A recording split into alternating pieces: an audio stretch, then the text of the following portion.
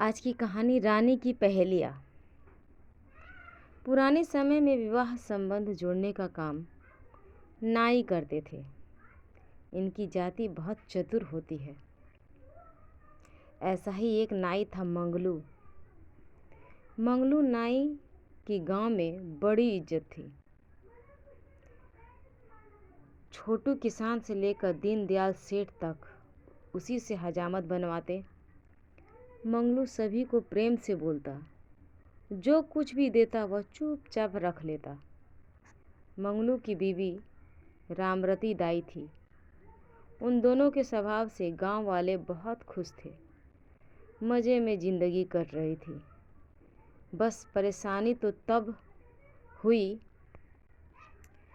जब मंगलू की बेटी रानी सयानी हुई।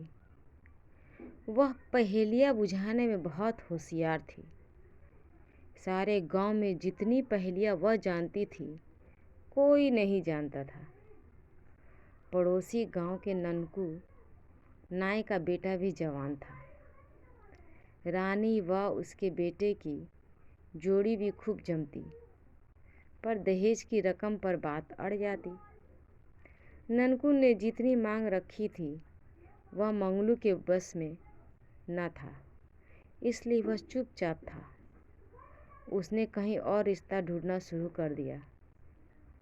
एक दिन ननकू किसी काम से अपने गांव आया। दोपहर को जब धूप तेज हो गई तो उसने पानी पीने के लिए मंगलू के किवाड़ खटखटाए। रानी अकेली थी। उसने ओट से कहा, बापू तो समुंदर में झांक रोकने गए हैं। आप आराम से बैठो, मैं अभी आपके लिए पानी लाती हूँ। ननकू उसकी बात पर चौंक गया, पर उसकी कुछ समझ में नहीं आया। रानी एक थाल में 4 लड्डू व पानी का लोटा ले आई। खा पीकर ननकू ने कहा, तुम्हारी माँ कहाँ है? जी, वो तो 1 के 2 करने गई है। बेटा पक रहा है, बाप जल रहा है। बस आप भोजन करके जाना, रानी ने कहा और रसोई घर की ओर जाने लगी।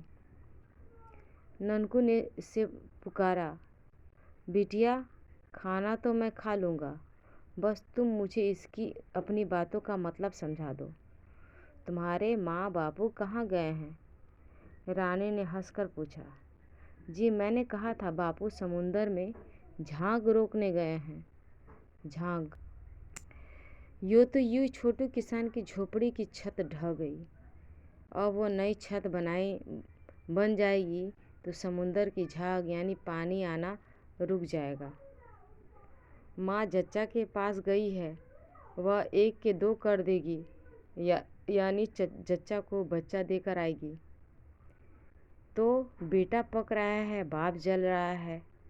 इस पहेली का मतलब हुआ, चूल्हे में केर की लकड़ी जल रही है और केर की सब्जी पक रही है, इसलिए मैंने ऐसे कह दिया था। ननकू रानी की होशियारी देखकर दंग रह गया। उसने मन ही मन तय कर लिया कि वह सच्चा हीरा फेंकने लायक नहीं है। वह रानी को ही अपनी बहू बनाएगा। उसने भोजन किया व जाते जाते रानी से कहा, बिटिया, मंगलू आए तो कह देना कि ननकू के बेटे का रानी का रिश्ता पक्का। हमें दहेज की रकम नहीं चाहिए। अब शर्माने की बारी रानी की थी। जो काम कोई नहीं कर पाया वह रानी की पहेलिया ने कर दिखाया था। धन्यवाद। कहानी पसंद आए तो लाइक शेयर सब्सक्राइब करें।